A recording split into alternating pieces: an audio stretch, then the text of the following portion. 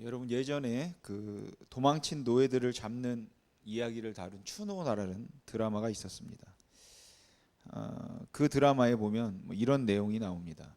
어떤 양반집에 노비가 있었는데 그 노비에게 한 10살, 11살 정도 되는 딸이 있었습니다.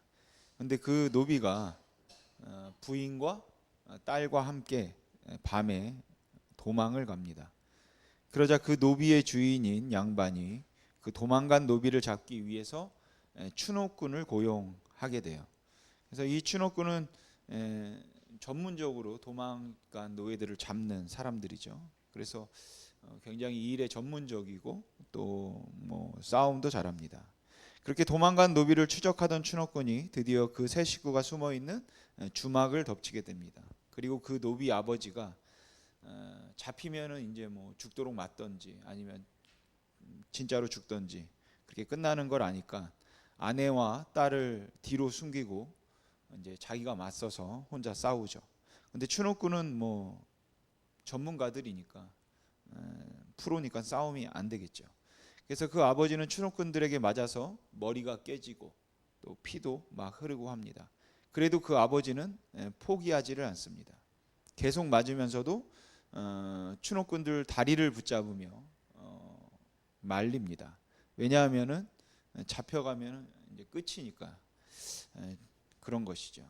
그걸 알기 때문에 계속 맞고 또 피가 철철 흘러도 그 노비 아버지가 딸과 부인을 보호하는 겁니다. 그렇게 너무 맞아서 그 아버지가 이제 힘이 다 빠져버리고 결국에는 세 사람 모두 질질 끌려가게 되죠. 끌려가서 어머니는 양반집에 거꾸로 매달려서 맞고 그 아버지 노비는 멍석마리가 돼가지고 동네 노비들이 다 와서 질밟는데 거의 죽기 전까지 만듭니다. 여러분 그 노비 가족은 노비가 도망가다 잡히면 그렇게 죽을 때까지 맞고 죽을지도 모른다는 것을 몰랐을까요? 알았겠죠. 그런데 왜 도망갔을까요? 그걸 뻔히 알면서도 왜 도망갔을까? 나중에 이유가 나옵니다. 그 양반집에 이른이 훨씬 넘은 할아버지가 계시는데 그 할아버지가 그 노비 딸 10살, 11살 된 어린 딸을 자기 첩으로 이제 데려가려고 한 것이에요. 여러분이 그 노비 아버지라면 어떻게 하시겠습니까? 여러분 양반이 있고 노비가 있습니다. 그리고 양반과 노비 사이에 계약을 맺죠. 조약을 맺습니다. 양반이 노비에게 요구하고 그리고 노비가 사인하는 순간 이 노비 조약은 체결이 됩니다. 이 노비 조약에 의하면 노비가 낳은 자식은 모두 양반 소유예요. 그렇기 때문에 양반이 마음대로 할 수 있습니다. 그러니까 드라마에서 노비 딸을 첩으로 삼으려 했던 양반은 물론 뭐 지금 우리가 보면 뭐 죽일 놈이겠지만 사실은 법적으로는 아무 문제가 없는 것이죠. 근데 여러분 이 비인격적이고 몰상식한 일들이 뭐 우리나라에서만 있었을까요? 그렇지 않습니다. 유럽에서도 있었습니다. 유럽에는 귀족이 있죠. 귀족이 있고 그 귀족은 성을 가지고 있습니다. 성주예요. 그리고 노비가 아니라 일반 백성이 있습니다. 일반 시민들. 그런데 이 성을 가지고 있는 귀족과 이 일반 백성 사이에 조약을 맺습니다. 그 조약 내용은 이런 거예요. 귀족이 백성에게 말합니다. 내가 너를 내 성 안에 살게 해줄 테니까 대신 너는 이거 하고 또 이것도 하고 또 이것도 해라. 그리고 거기에 그 백성이 사인하는 순간 이제 그 조약이 체결돼요.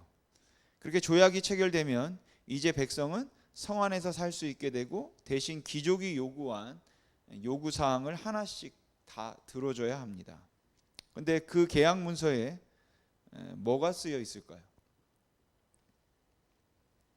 그 귀족이 백성에게 요구하는 것이 뭐냐면 이런 겁니다. 내가 너를 내 성 안에 살게 해줄 테니까 대신 나중에 네가 결혼하게 된다면 혹은 너의 자녀들이 결혼하게 된다면 그 결혼식에서 신부는 그 그 첫날 밤을 성주인 나랑 보내야 된다. 여러분 이거 사인하시겠습니까? 안 하시겠습니까? 근데 당시 백성들은 사인할 수밖에 없습니다. 왜냐하면 이 조약이 체결될 당시에 유럽은 도적대들이 굉장히 많았기 때문이에요. 근데 그 도적대들은 뭐 두세 명 몰려다니는 것이 아니라 수십 명, 때로는 수백 명씩 몰려다니면서 일반 백성들의 재산을 빼앗고 불을 지르고 남자들을 죽이고 여자들에게 또 부끄러운 짓을 시켰습니다. 그러니까 남자 혼자, 아버지 혼자 그 가족을 지키는 것은 거의 불가능하다라는 것이죠. 어떻게 혼자 수백 명을 상대하겠습니까? 그래서 성을 가진 성주에게 오는 것이죠. 그리고 사정합니다. 귀족님 제가 시키는 대로 다 할 테니까, 내가 당신이 요구하는 거 뭐든지 다 할 테니까 제발 당신의 성 안에서만 살게 해 주십시오. 그러니까 성주가 이 백성이 내 성 안에 살지 않으면 죽는 것은 시간 문제다. 내가 그 백성에게 무엇을 요구하든지 간에 그 사람은 들어줄 수밖에 없다. 이걸 아니까 그런 말도 안 되는 요구를 하는 겁니다. 이런 배경을 소재로 만든 영화가 그 옛날에 저 학창 시절에 본 것 같은데 브레이브 하트라는 영화입니다. 하나 더 얘기해 보겠습니다. 여기 땅을 가지고 있는 지주가 있습니다. 지주. 땅을 가진 사람을 지주라고 하죠. 그리고 일반 소장농이 있습니다. 여러분 소장농이 하는 일은 무엇입니까? 지주와 계약을 맺고 땅을 빌려서 그 땅에서 농사를 1년 동안 열심히 짓는 거죠. 그런데 그 조약에 가면 한 해 농사의 몇 퍼센트를 지주에게 바칠까요? 이거는 지금 얘기가 아니라 이제 고대 시대 때 얘기입니다. 일반적으로 70에서 80%를 바칩니다. 그러면 그 소장농은 20%를 갖게 될까요? 그렇지 않죠. 20% 가운데 10%는 세금으로 냅니다. 그럼 소장농은 10% 가질까요? 10% 가운데 5%는 지방 관료. 옛날 우리나라로 하면은 사또에게 바칩니다. 그래서 소장농에게 돌아오는 것은 고작 5%예요. 이거 사인하겠습니까? 안 하겠습니까? 사인하면 미친 거죠. 50대 50이면 몰라도 또 세금 때문에 얼마 안 남는데 이건 너무 불합리하지 않습니까? 그런데도 이렇게 터무니없게 요구할 수 있는 이유가 뭔지 아십니까? 여러분 예수님 당시 이스라엘 인구 90에서 95% 이상이 소장농이었습니다. 그러니까 이 말이 무슨 의미겠습니까? 이 사람이 사인하지 않아도 사인할 사람이 널렸다라는 것이죠. 지주가 말하겠죠. 내가 너한테 땅 빌려줄 테니까 너 한 해 농사의 80%를 나에게 가져와라. 80%를 바치면 우리는 뭐 먹고 삽니까? 너 안 할 거야? 그러면은 뭐 괜찮아. 너 사인 안 해도 사인할 사람 많다. 이걸 지주가 안다라는 것이죠. 그러니까 말도 안 되는 것들을 지주가 요구하는 것입니다. 마지막으로 하나만 더 얘기해 보겠습니다. 여기에 강한 왕이 있습니다. 또 한 강한 왕이 있고 또 센 왕이 있고 또 한쪽은 약한 왕이 있습니다. 그래서 이 강한 왕이 센 왕이 약한 왕에게 쳐들어갑니다. 그래서 약한 왕의 모든 도시들을 무너뜨린 다음에 약한 나라의 왕이 사는 왕국에 들어가서 그 강한 왕이 그 약한 왕의 목에 칼을 대죠. 그랬더니 이 약한 왕이 그 강한 왕에게 뭐라고 하겠습니까? 제발 목숨만은 살려주십시오. 시키는 것은 제가 다 하겠습니다. 그러니까 목숨만은 살려주십시오. 그러면은 그 강한 왕이 이렇게 말하는 것이죠. 오케이, 내가 너 살려줄게. 그리고 내가 너 계속 왕도 시켜줄 테니까 대신 너는 내가 요구하는 것을 다 들어야 한다. 내가 전쟁 나갈 때 너희 남자들은 다 우리 군대에 보내라. 그리고 너희 군대는 화살바지로 내 군대 제일 앞에 서야 한다. 그리고 땅 내놓고 그리고 한 해 세금의 80%를 나한테 조공으로 바치고 그리고 여자들 내놔라. 여러분 이거 어떻게 해야 할까요? 그냥 목숨을 잃는 게 나을까요? 아니면은 이 계약을 맺어야 될까요? 정말 80% 바치면 우리는 뭐 먹고 삽니까? 아니 남자들 그렇게 하살바지로 다 죽이면은 우리는 어떻게 합니까? 땅을 내놓으면 어떻게 합니까? 근데 이 센 왕이 말하는 것이죠. 싫어? 그러면 하지 마라. 그리고 죽여버립니다. 그리고 뭐 왕할 사람은 많지 않습니까? 그 나라에 뭐 줄지어도 있겠죠. 영의정, 좌의정 뭐 계속해서. 그리고 다른 사람을 왕으로 세우는 것이죠. 그리고 그 사람 세워놓고 너는 내가 요구하는 거 들어줄 거야? 그러면은 그 세움 받은 사람이 말하겠죠. 예, 알겠습니다. 그러면 그때 이제 조약이 체결되는 것입니다. 그러면 이 약한 나라 또 소장농, 백성, 노비는 의무가 생기고 왕, 지주, 귀족, 양반은 권리가 생기는 겁니다. 그리고 이걸 전문적인 용어로 말하면 종주권 조약이다. 이렇게 말합니다. 그러니까 이러한 종주권 조약은 평등할까요? 불평등할까요? 네, 불평등합니다. 종주권 조약은 그 자체가 불평등한 조약이에요.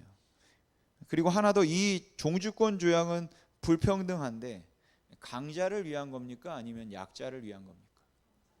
예, 강한 자를 위한 것이죠. 그리고 약한 자, 없는 자는 개, 돼지만도 못합니다. 짐승 취급받는 거예요. 자존심 상하는 정도가 아니라 인격이 완전히 짓밟힙니다.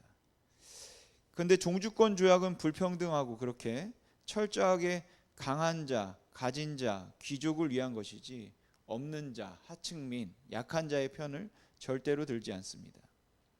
그리고 이 종주권 조약이라는 것이 그러니까 옛날 고대 근동에도 이런 종주권 조약을 맺었었더라 라고 구전으로만 전해졌었어요. 근데 1954년에서 55년 맨덴홀이라는 굉장히 유명한 고고학자가 귀로만 전해지던 이 종주권 조약을 실제로 발굴해냅니다. 우리가 알고 있는 히타이트라는 나라, 이 히타이트가 다른 나라, 이 히타이트가 강한 나라가 되어서 약한 나라랑 맺었던 그 종주권 조약 3개를 실제로 발굴해냅니다. 그리고 맨델홀이 그것을 논문으로 발표하는데 거기에 보면은 이제 그 구성이 이렇게 되어 있어요.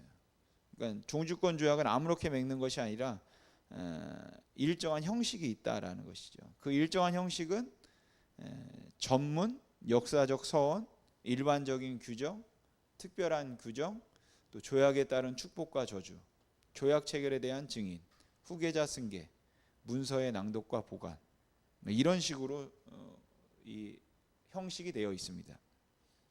조약을 맺는다라는 것이죠. 그런데 맨델홀이 이 논문을 발표했을 때 굉장히 깜짝 놀란 그룹이 있었습니다. 바로 성경을 연구하던 사람들이에요. 왜냐하면 1954년을 기준으로 그 이전까지는 성경 66권 가운데 이 한 권을 구조가 없다 이렇게 믿었기 때문입니다.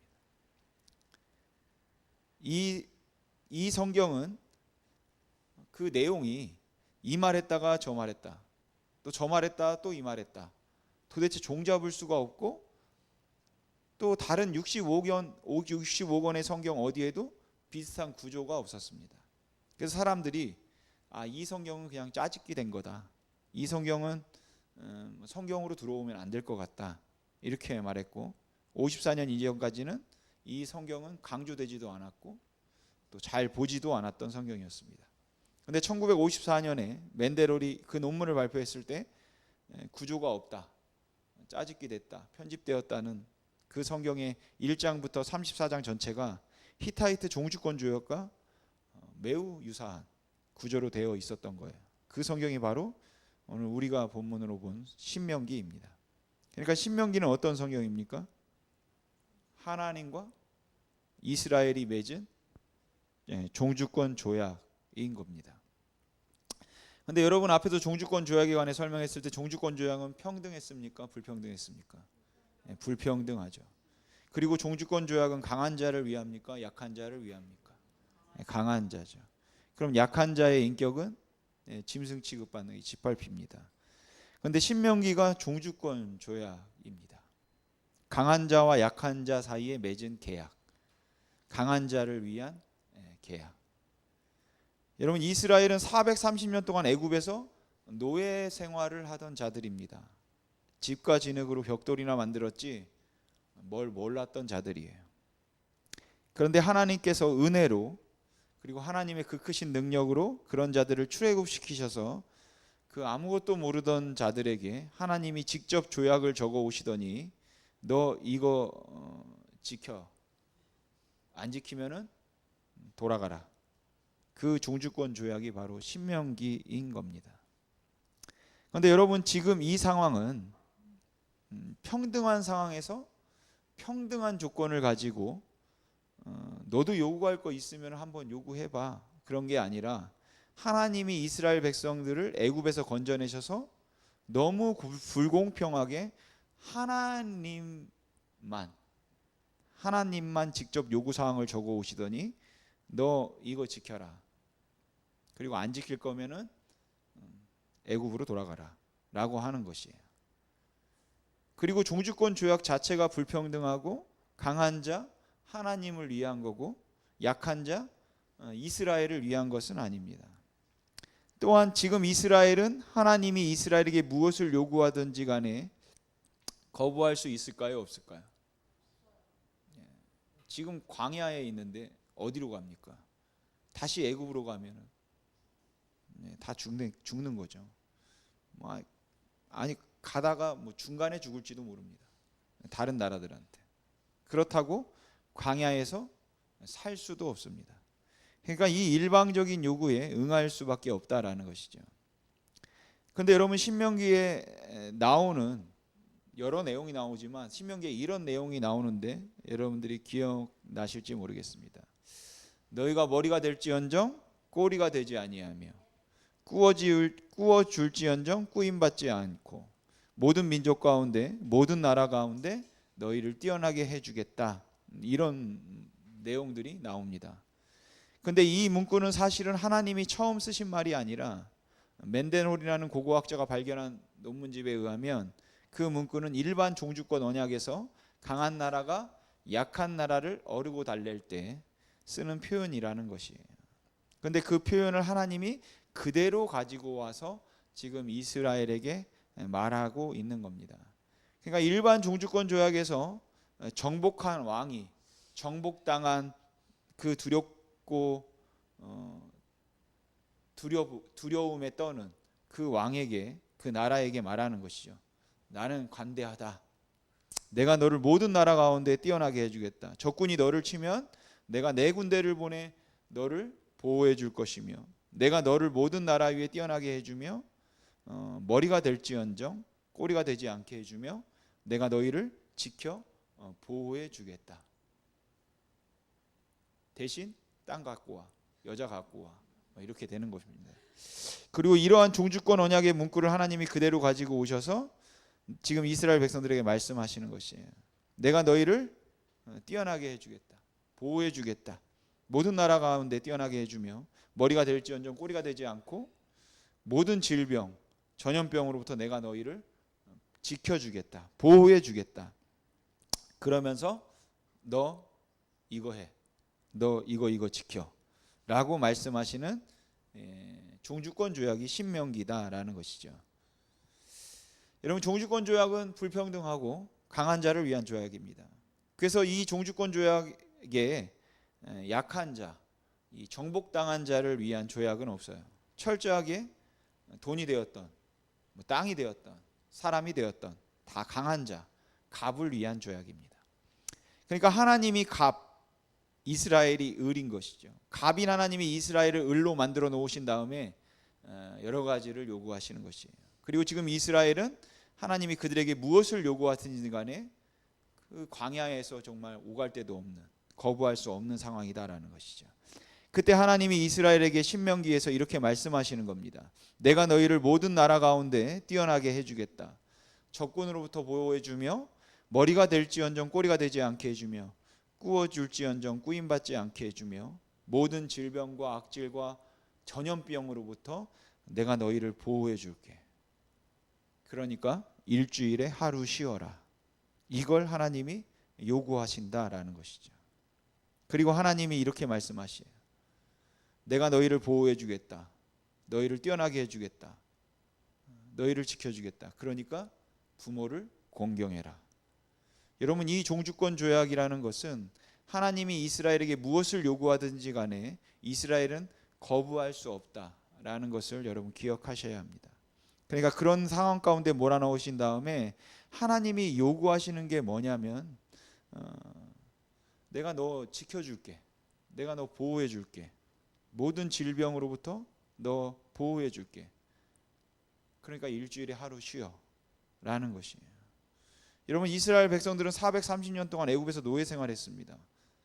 물론 뭐 정확히는 한 430년은 아니고 200년 정도, 230년 정도 했는데 뭐 그게 줄긴 줄어도 적은 기간은 아니지 않습니까? 200년 동안 노예 생활했을 때 쉬었을까요? 안 쉬었을까요? 못 쉬죠. 노예가 쉬는 게 어디 있습니까? 그들은 200년 이상을 쉬지 않았습니다. 그런 그들에게 갑자기 하나님께서 하루 쉬라고 했을 때 쉬는 게 어색하고 어려울 수도 있겠죠. 그러니까 하나님이 말씀하시는 겁니다. 괜찮다. 내가 너희를 지켜줄게. 너희에게 보호해줄게. 너희에게 복 줄 테니까 너희 하루 쉬어도 돼. 그럼 여러분 여기에 대고 어떻게 반응하시겠습니까? 아니, 어떻게 나한테 하루 쉬라고 말씀하실 수 있습니까?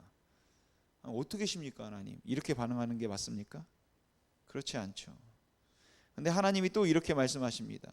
내가 너희를 모든 나라 가운데 뛰어나게 해주겠다.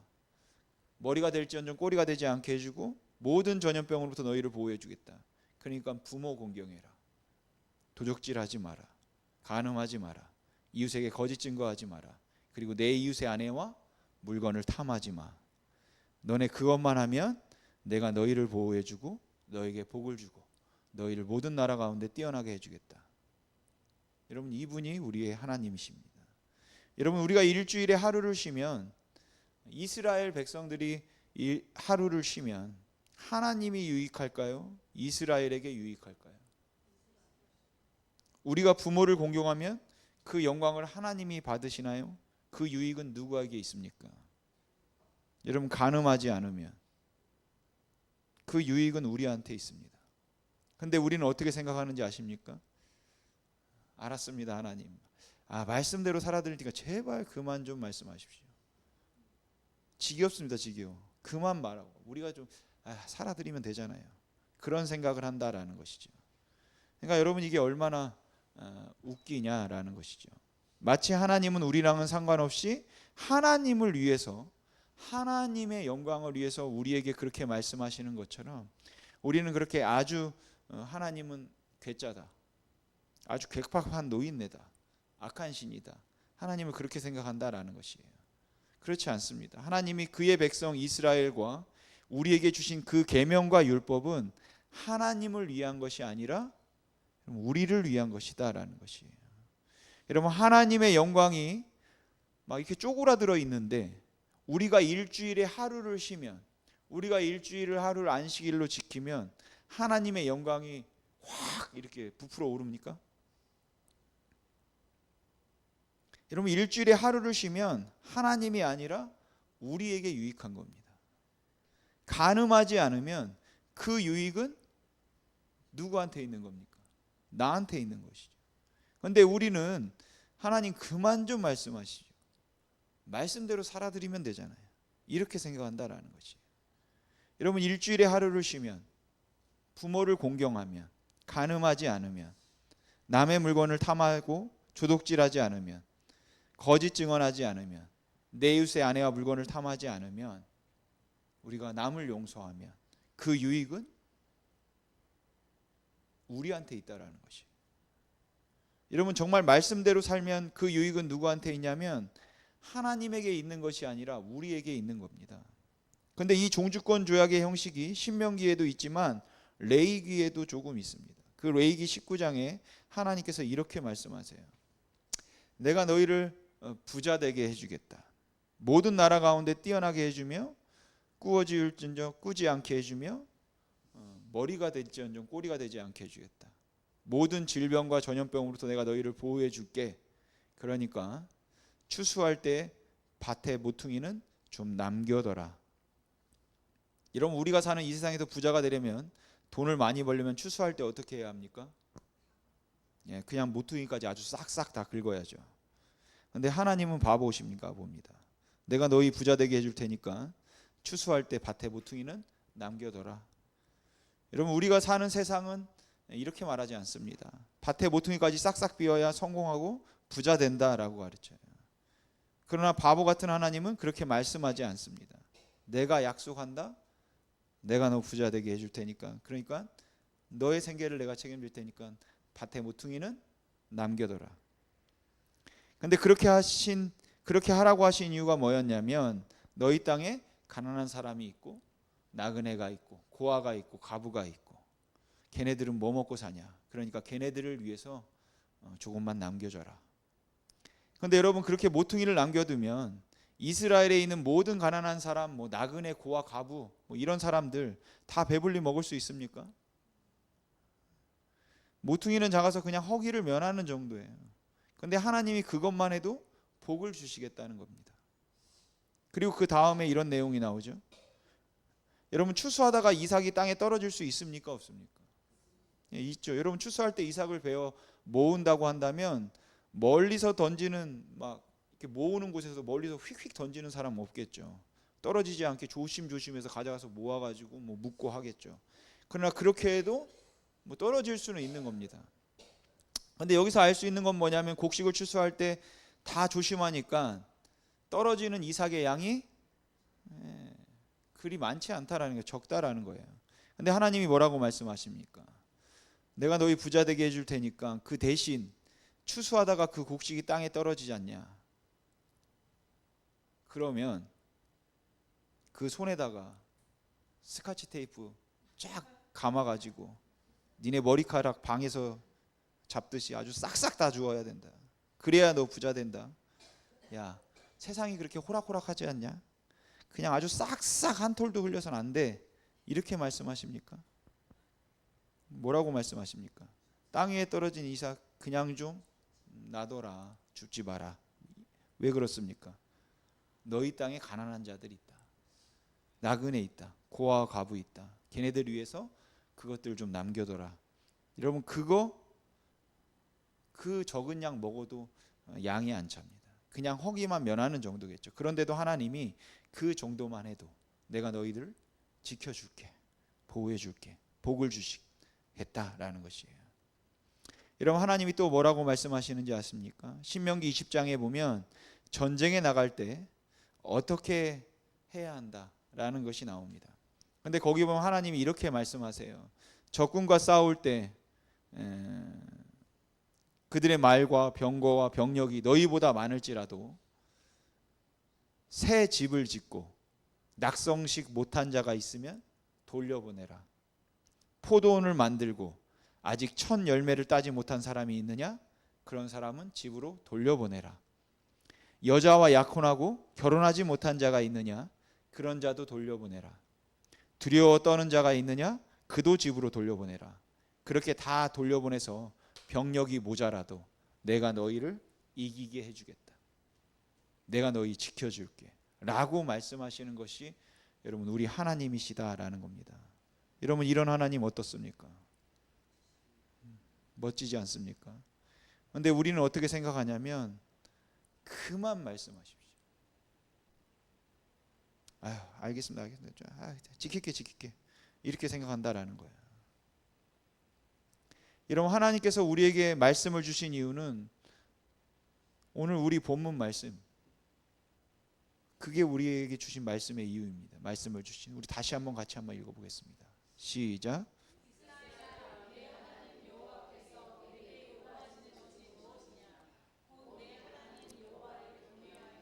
그의 모든 도를 행하고 그를 사랑하며 마음을 다하고 뜻을 다하여 내 하나님 여호와를 섬기고 내가 오늘 내 행복을 위하여 내게 명하는 여호와의 명령과 규례를 지킬 것이 아니냐. 아멘. 여러분, 하나님이 그의 백성에게 명령과 규례를 주신 이유는 누구의 행복 때문입니까? 우리의 행복입니다. 그러니까 하나님께서 우리에게 명령과 규례를 주신 것은 하나님을 위한 것이 아니라 우리를 위한 것이에요. 그런데 이런 하나님을 정확히 잘 알지 못하면 이렇게 말하는 것이죠. 야, 그거 너무 매이는 거 아니냐. 교회 가면 말씀대로 살아야 되고 너무 인생 고달퍼진다. 힘들어진다. 안 해야 될 거 너무 많아. 재미없고 행복하지 않다. 하나님은 우리 돈이나 뺏어 가시는 분 아니냐. 우리 시간, 재능 그런 거 뺏어 가시잖아. 하나님 믿어봐야 그거 너무 손해다. 말씀대로 사는 거 그거 너무 힘들어. 너무 어려워. 그래서 또 우린 자꾸 이렇게 말합니다. 말씀은 너무 어렵다. 그거 지키기도 너무 힘들다.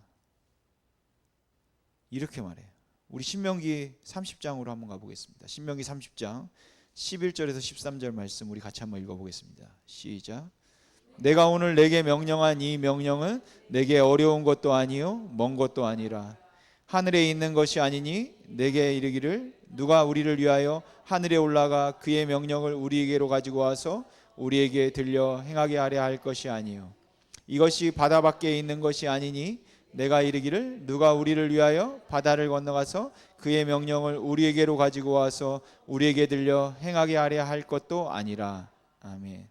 여러분, 하나님의 말씀은 저 하늘 끝에 있지 않다라고, 바다 끝에 있지 않다라고 그래요. 그럼 어디에 있습니까?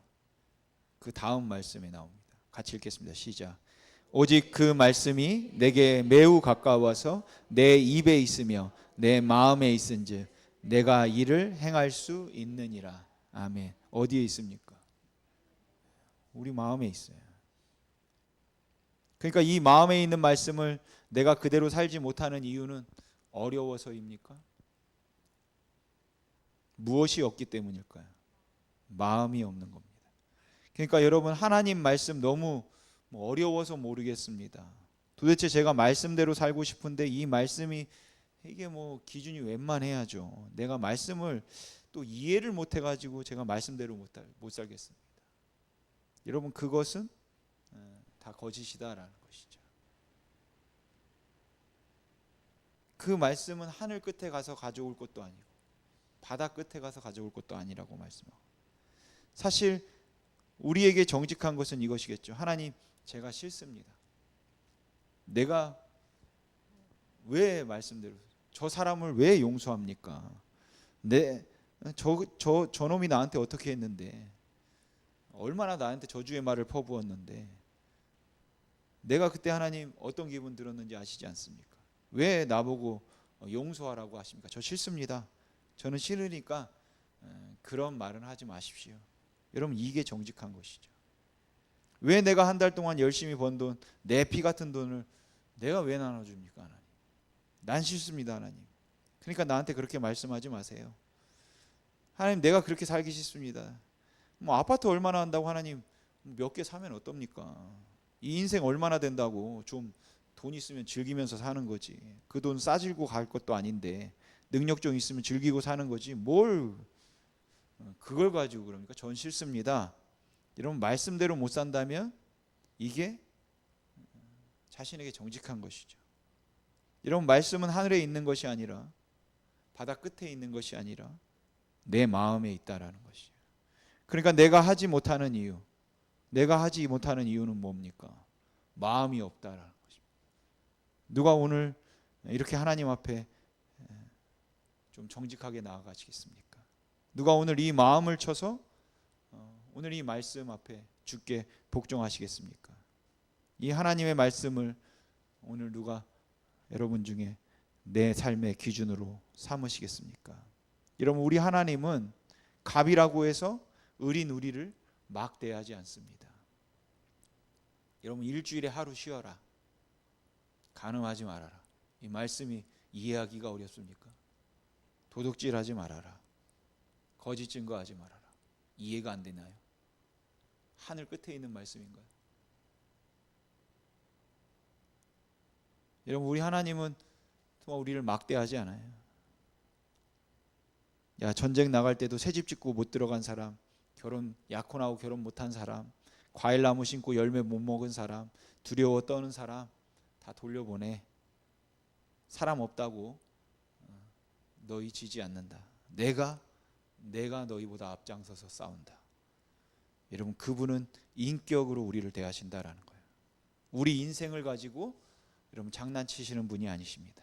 그러니까 여러분 그 하나님을 정말 한번 믿어보시기 바랍니다. 그 하나님의 말씀대로 여러분 한번 살아보시기 바랍니다.